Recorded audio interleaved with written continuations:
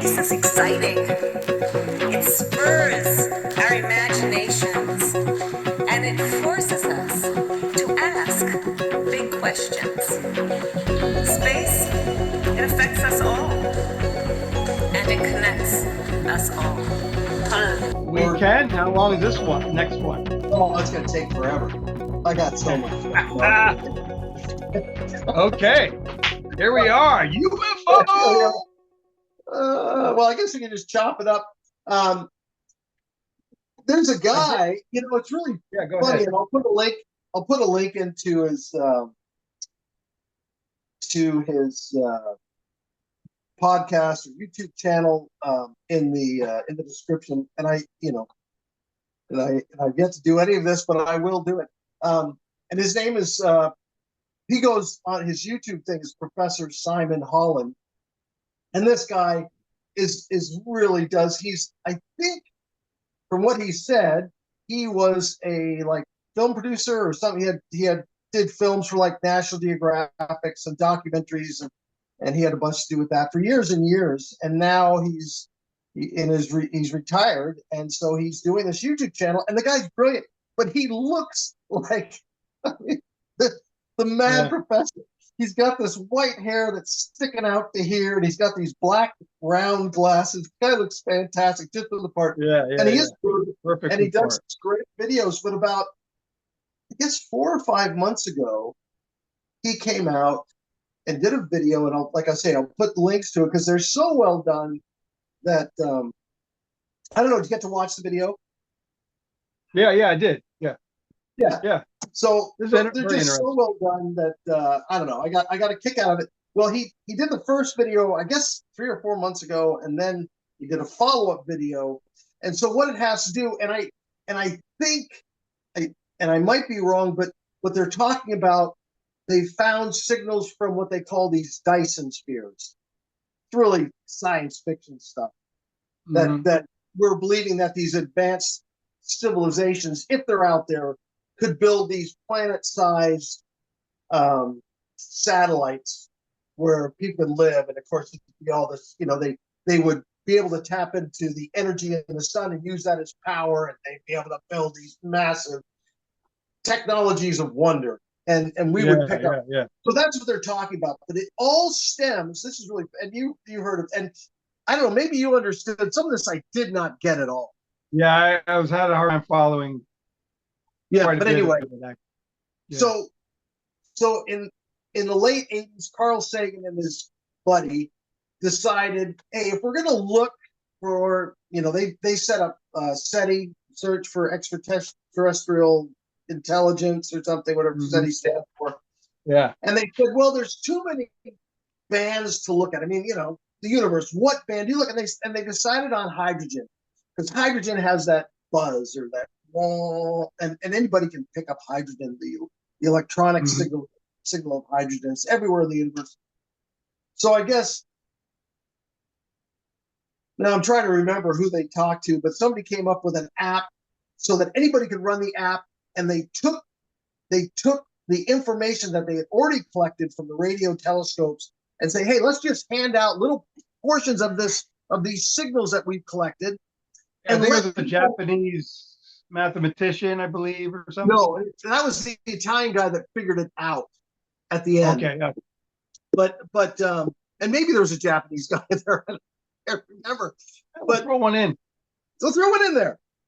So they get everybody to run this little program on their screen top, in the desktop, and it just runs the background, and it runs this program that listens to this electronic signal. And millions of people jumped on board with this. I mean, they said it went all around the world, and people from everywhere were running this program. And it took an Italian mathematician, I guess he's unnamed because he wants to keep his anonymity. At first they said, it's kind of a bust. There's really no signal, nothing's happening. But somehow, because they ran this program and they used one particular piece of that data that they collected, and they gave this like one piece out to millions of people. People would run this data on their their desktop, and somehow, because it ran millions of times, it was able to formulate the different glitches that the different computers picked up. I guess different computers picked up different things somehow. Yeah. And it was run millions of times on these computers. They were able to go, well, there's that beep again, but this time it's a little bit more defined. I don't know how they do that with an aggregate of that, but somehow they did, and they said, this is absolute proof that there's something out there. There's some sort of alien technology out there that's sending a manufactured signal. It's not a natural occurrence like from a collapsing star. And they found this in the early 90s, and I guess they went to the United Nations. The United Nations said, yeah, don't say anything about it. Just keep it quiet. Until just recently, they've started releasing that, hey, we may have the technology to. So it's like a mind-boggling thing. So it's just like they're saying, yes, there's alien civilizations, and they supposedly they know the exact planet it's coming from. Yeah, that's what he was getting at. And yeah, I mean, I was wondering, well, how do they know it's not from somewhere on Earth or maybe a satellite? Obviously they must have something to, like you're saying. Well, what it is because the Earth is spinning, they have to be pointed in the direction they can actually locate it, because you have to pick up the wave when you're pointing at it. From what So, and I did go to the SETI site. Yeah. I was like, okay, but there was nothing about that. They're, I'm putting, receiving messages from outer, kind of a couple different queries. Nothing about receiving, they talked about broadcasting stuff out into space, but nothing about they know about got anything coming back in. So I guess SETI is, if this doctor or professor is correct, is keeping it quiet too. And they're the ones that ran the program. On all, their mom on all. Look at, there's tons. NASA's the same way. There's a lot of anomalous, because they have videos of space that run 24/7 unless they take it down or shut it off. They have satellite images of space and the space station, and there's anomalous. They don't know what they are. Lights that pass through. Sure, Camera. People go, hey, what's that? And then they'll shut down. They shut down the camera and go, oh, it's nothing. It's a piece of ice. It's and it's like, swamp gas. Swamp gas. It's that damn swamp gas getting into space. It's so prevalent on the Earth. Anyway, yeah.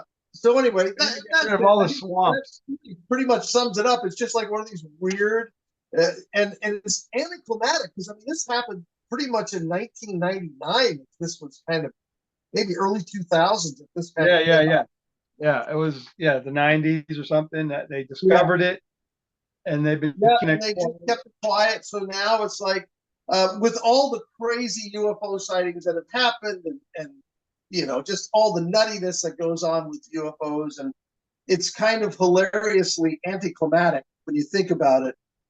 Well, he was saying, I believe he was saying that they're not trying to communicate with us. It's just it's picking up just their own like internal communication. So it's not like they're trying to talk to Earth.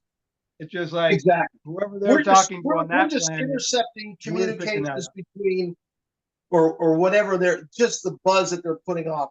And he used the example like going to the moon and having a transistor radio pointing at the Earth and picking up signals from the Earth. You just pick up see, and if you watch the previous video to the one that he posted from a few months back, he says they've actually broken down the signals that actually have like information, like packets, whatever that is. I mean, whether it's photos or images or actual. I mean, he said they have actual data that they've lifted off of these signals and broadcasts that they picked up. So it's not what they need to do Yeah. is they need to listen really carefully. Okay. They need to try putting it into music. Oh! Hey, I feel like my brother John. Oh! Yeah, brilliant idea. Like Of a music video. The third time. And they use the sample. It's like the sample. Beep, boop, boop, boop. They like do the sampler. The samples for the DJ guys. Yeah. We'll look into that. We'll look into that. Yeah. In Oregon. So basically, they're out. Well, there. isn't music mathematical or something? Isn't like music kind of like? Oh yeah. It's all connected. I guess. Yeah, I guess there's some kid that isn't there some savant kid that sees music as math or math as music or something. I can't remember. Yeah, something crazy like that. I'm crazy. I'm crazy. And they say stuff. that your DNA, they can actually your DNA is musical. They say that. I guess there's a DNA. You send your DNA. You send your DNA to a website. They can make a song out of it. I don't know. It's something a little bit more, not as ridiculous. Did DNA music to our family would say, they're coming to take you away, to the funny farm where life is happy. Oh, that's what we should do. Hey, everybody, send your DNA into us, and we'll turn it into a song out of it. This is the song that you're always singing. But anyway, I haven't heard that. Obviously, it probably goes to a lab in China. Actually, when you send your DNA. Oh man, turn it into a biological weapon. Yeah. Well, that's all I got, Chris. It's interesting. That's good stuff. Interesting stuff. Yeah. And your mind. What's mind that? Expanding. Yes, it's mind expanding. Well, you know what? We'll post links to this Professor Holland guy. He's fun to listen to. The guy's really it's fun. It's a fun listen. I mean, it's kind of geeky. I don't know if it'll appeal to everyone, but it's kind of cool too. There are some really great UFO channels that talk about UFO news and incidents. Vetted is one by this guy from Texas. I can't remember his last name, but his first name Patrick, younger fella. That is actually probably one of the better ones out there right now. There's a bunch of good ones. James Fox, and I should put some more out there. And then what's his name? The guy from this is embarrassing. I have all these people, I can see their faces, but what's the deal? I mean, why would they invade now? Plastic. There's no point. What? We have found plastic. We've invented plastic. They want our Tupperware. Give us your Tupperware. Yeah, they don't have Tupperware on Planet X. Yeah. It could be something as simple as that. That's the amazing part about it. Yep, Tupperware. All right, Mike. All right, Chris. Let's flip side. Let's get you on the flip side. Adios, amigo. What do I do? Turn it up. What? Before you turn it off, I just stopped recording here.